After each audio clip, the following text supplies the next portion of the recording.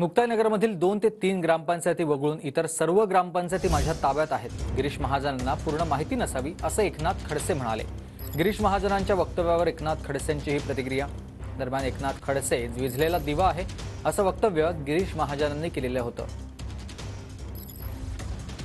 गावाची ग्रामपंचायत सुद्धा 7 लोकांची त्यांच्याकडे आता नाहीये.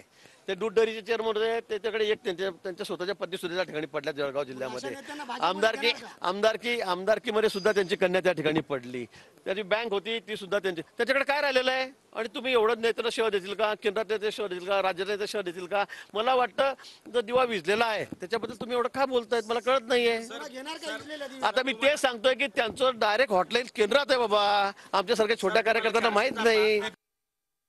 गिरीश भाऊंना कदाचित पूर्ण माहिती नसावी. मुक्ताईनगर विधानसभा क्षेत्रामध्ये एक 2-3 ग्रामपंचायती वगळल्या तर भारतीय जनता पार्टीची एकही ग्रामपंचायत आज नाही आहे. सर्व ग्रामपंचायती माझ्या ताब्यामध्ये आहे. कृषी उत्पन्न बाजार समिती माझ्या ताब्यात आहे.